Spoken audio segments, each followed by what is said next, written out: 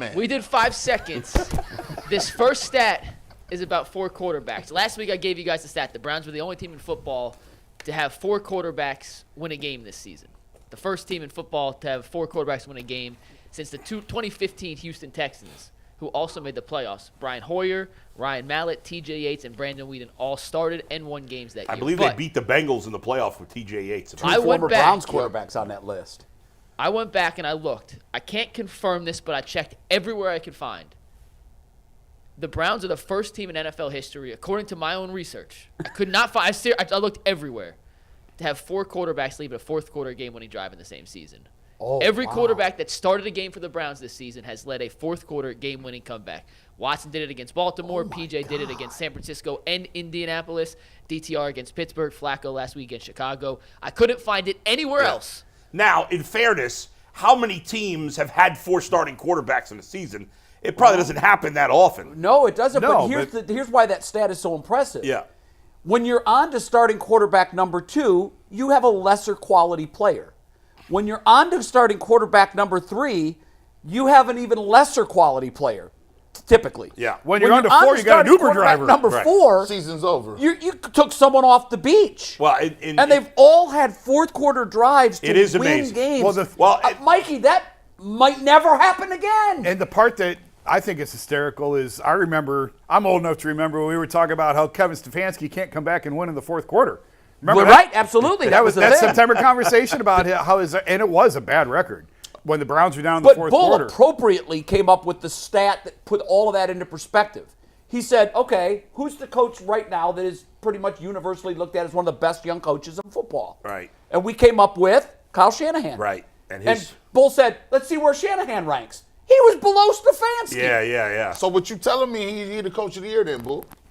No. I think Stefanski's the coach of the year. Yes. What he's saying was, not long ago we were dinging Stefanski because he had so few fourth quarter comeback wins as a coach. I was doing it 2 weeks ago. What you mean? Not long ago? I wonder where he ranks on that list now. The only coach that had a good record was Andy Reid because his quarterback's Patrick Mahomes. Sure. Yeah.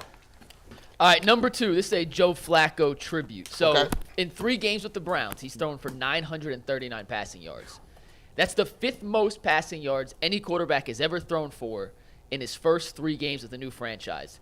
2002, Drew Bledsoe threw for 1,017. 2011, Cam Newton, 1,012. Kirk Cousins in 2018, 965. 2021, Matt Stafford, 942. And then this year's Joe Flacco with 939. We all know he threw for 212 yards in the fourth quarter against Chicago. That's the most yards in a single quarter any quarterback's thrown for in 45 years. But here's where this comes into play. Wait. Repeat that. What? His 212 yards in the fourth quarter was the most yards a quarterback has thrown for in any individual quarter in the last 45 years.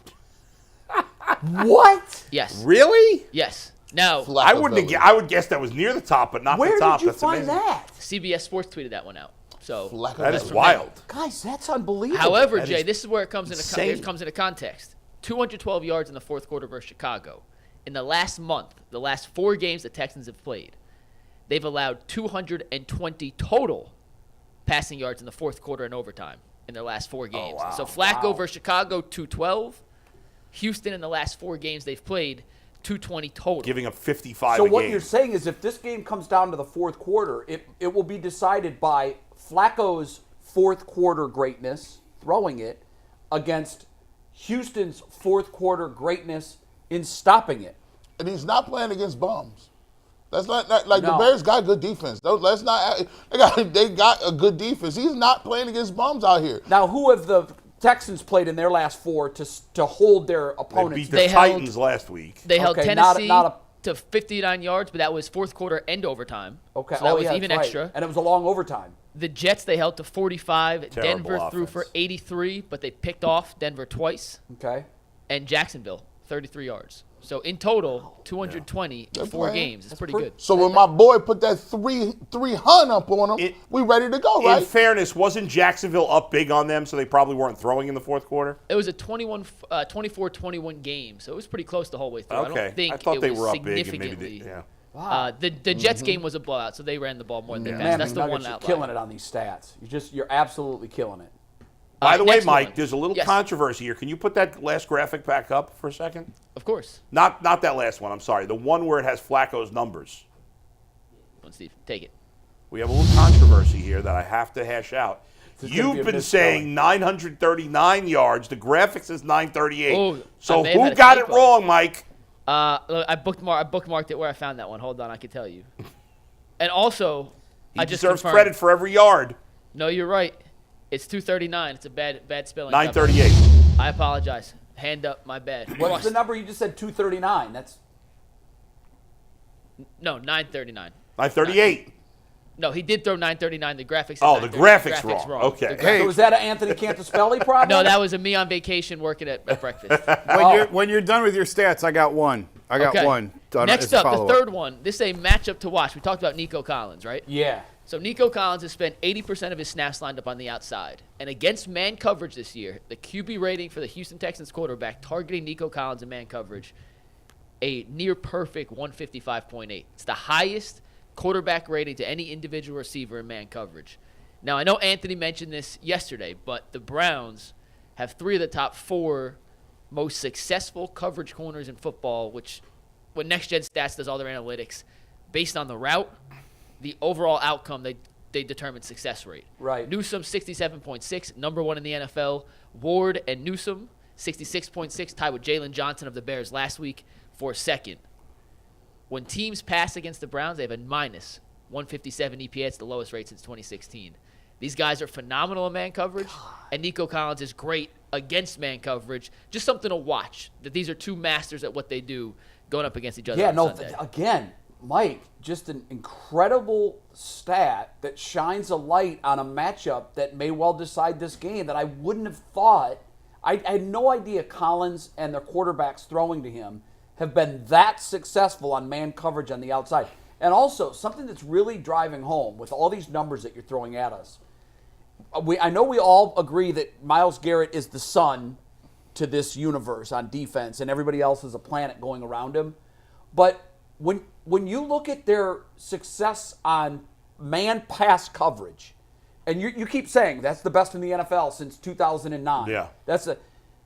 They have right now what teams dream of, and that is a Hall of Fame caliber pass rusher and a back end to a defense that makes it almost impossible for quarterbacks to find receivers Pick your poison. in man coverage. This is the kind of formula that can take a team deep in the playoffs. And as hard as we've been on Greg Newsome at times, for a third corner, he's very good. You're right.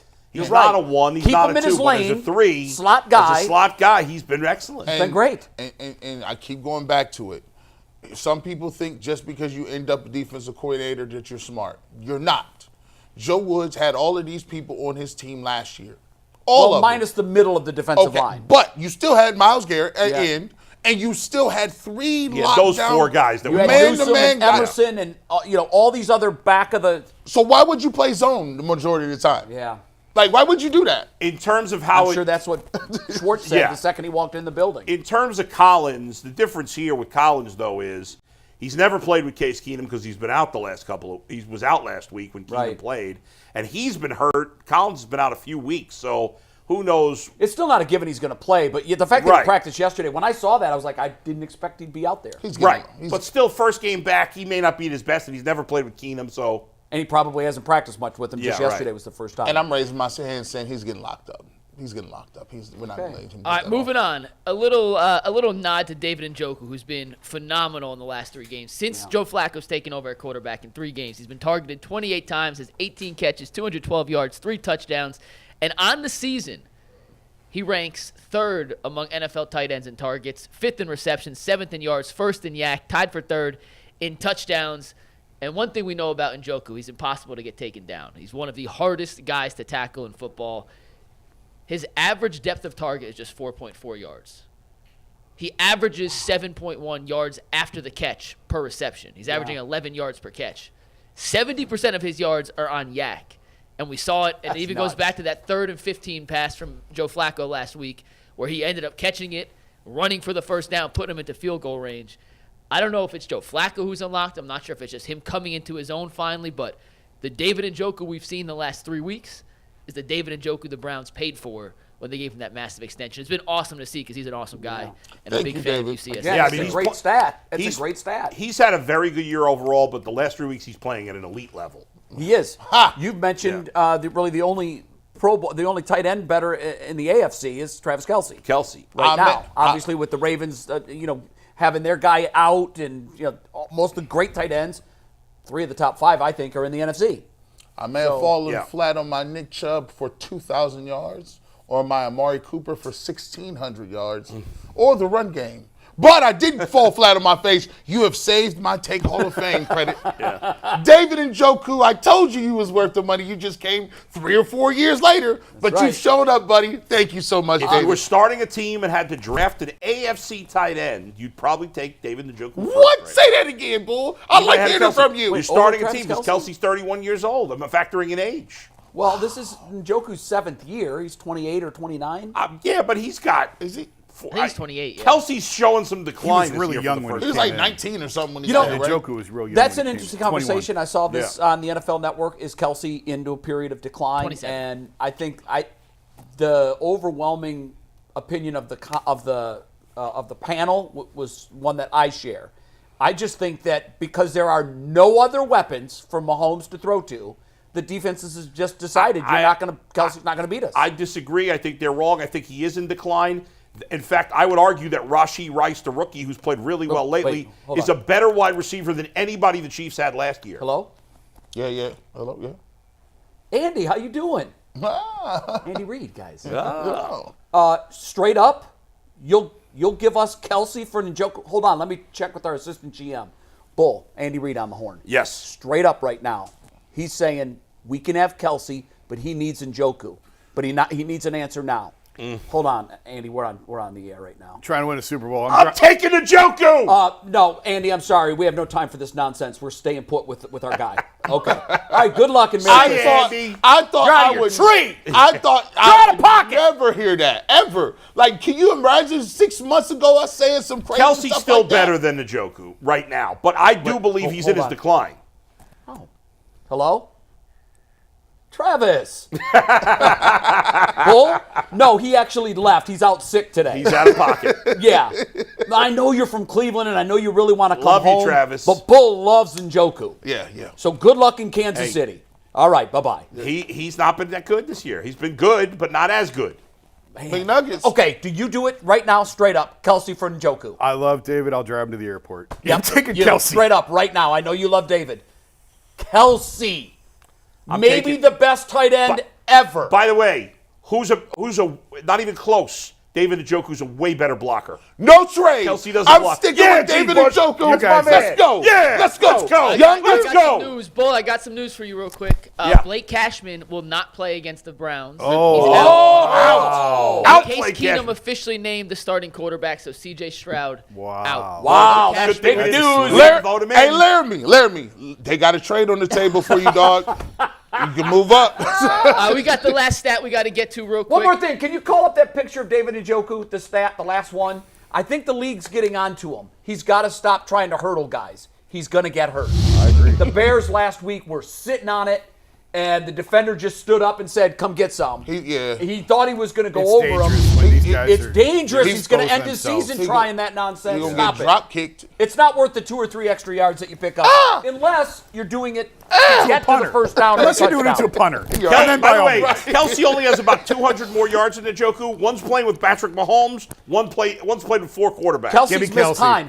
Kelsey was hurt. Mike, go. You're He right. missed one game, but it's all good. One game. Last It all- stat. you know. Some names to know. We've mentioned a couple of these. I know you guys covered them yesterday, but we talked about Jonathan Greenard earlier. 12.5 sacks. He's half a sack behind Miles, but he has 4 games this season with 2 or more sacks, including last week. Just in comparison, Miles has 3. So he's had big games. He's a guy to watch. Derek Stingley and Steven Nelson, they're 2 cornerbacks.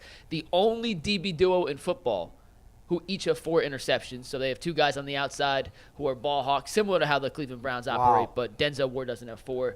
And in terms of explosive catches, where tackling is going to come into play, between Collins, Tank Dell, Noah Brown, Dalton Schultz, and I know Dell's out, they have 38 catches of 25 or more yards this season. That's not necessarily air yards. That's either just 25-yard plays. Second most in football, only behind San Francisco, one of the most I think- explosive offenses. However, last week with Keenum, only one of those plays, 37 Mike, of them was C.J. Stroud. I love you, but that stat is useless. That stat is Yeah, because meaningless I think to that's a this product game. of C.J. I Stroud. just wanted to give you and- guys and some Tank Dell. information on the Houston It Texans. can be a Right. big play offense, but the It guys. can. Yeah, but it was, but Yeah. the two guys most responsible for that Are not playing. Are not Yeah. playing. Hey, real quick, that stat Kevin was getting crushed for was one win when trailing by more than a field goal in the fourth quarter. One win since he got here. The Browns lead the league. They got 4 this year.